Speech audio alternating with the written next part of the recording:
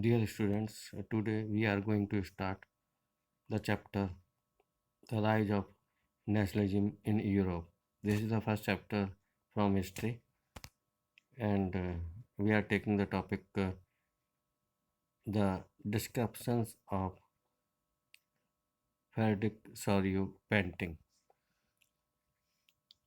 We are taking this in 1848.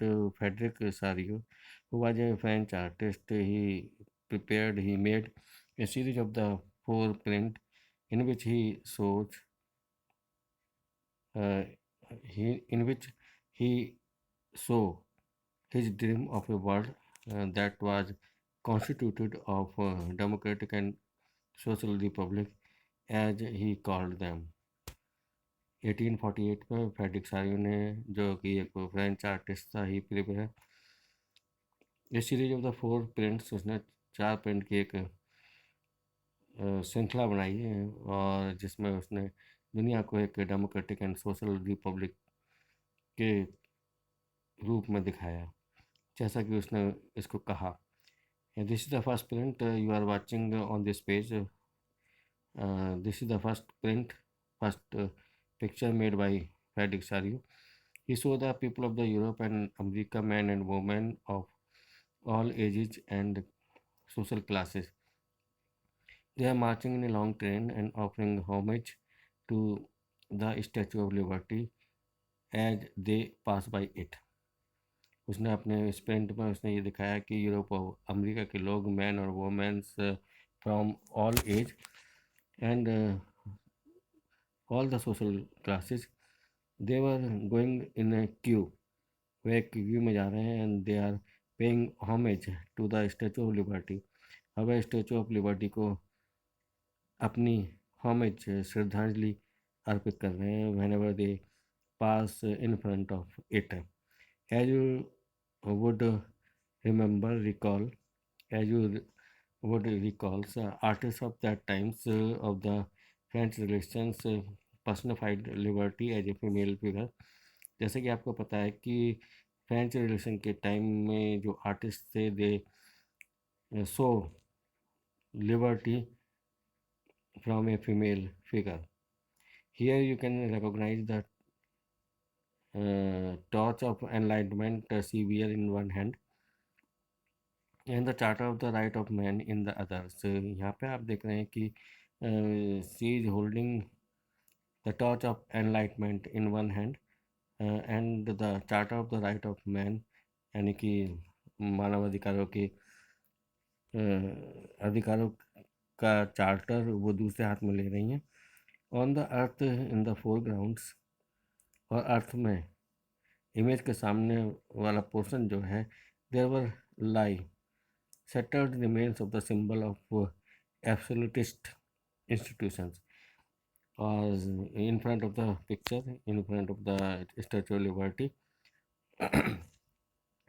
remains of the symbols of absolutist institutions. जो absolutist या आप कह सकते हैं इंडिपेंडेंट इंस्टीट्यूशन जो थे, उसके सिंबल्स जो हैं, देवर सेटर्स, वो बिखरे हुए हैं इन सॉरियोज यूटोपियन विजन्स. सॉरियन के यूटोपियन विजन में पीपल्स को उसने जो है एक ग्रुप के रूप में दिखाया है, जो अलग अलग नेशन से थे. देवर आइडेंटिफाइड थ्रू देयर फ्लैग्स, और उनको जो है उनके फ्लैग के द्वारा और उनकी नेशनल कॉस्ट्यूम के द्वारा उनको पहचाना जा रहा था. This process was led by the United state of America and Switzerland, which by this time they were became the nation state. मतलब इस समय जो थे वो they became the nation states. United States of America and Switzerland, they become the nation state, and they were leading the processions. जल्लूस को ले रहे थे. France identifiable by the revolutionary titles. France को जो है जो तिरंगे के द्वारा आइडेंटिफाइड करा जा रहा था। ही हैज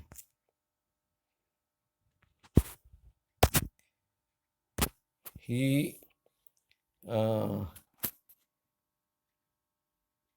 टैग कलर के द्वारा रिकॉग्नाइज करा जाता है, पहचाना जाता है। Has just reach in front of the statue, वो अभी स्टैचू के सामने पहुंचा है।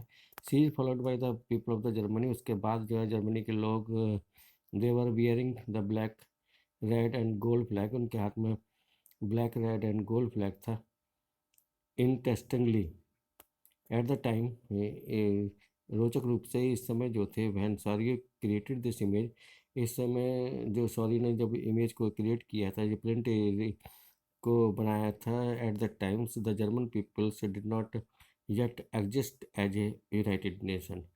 तब तक वो जो थे जर्मनी के people of the Germany, they did not form their own nation state, वो अपना नेशन स्टेट नहीं बना सके थे।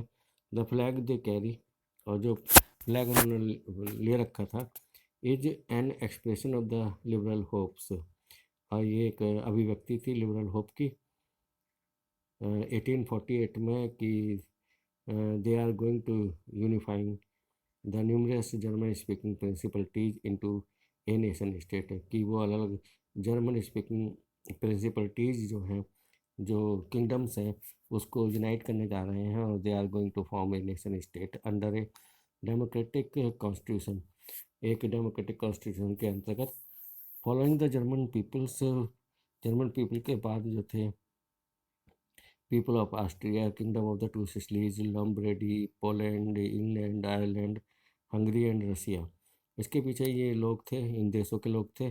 फ्रॉम द हेवेंस अबव, और ऊपर हेवन से जीसस क्राइस्ट, संत और angels, they were gaze upon the scene, वह इस सीन को देख रहे थे। They were watching this scene and they have been use by the artist, और उनको जो है आर्टिस्ट ने इस तरह से दिखाया था कि जो है there was the fraternity among the different nation of the world, कि दुनिया के अलग अलग देशों में किस तरह से भाईचारा है। ये डिस्क्रिप्शन ऑफ द फैटिक सारी पेंटिंग्स, इसमें आपको ये चीज़ बताई गई है। और ये क्वेश्चन आ जाता है कि describe the painting of the फैटिक सारी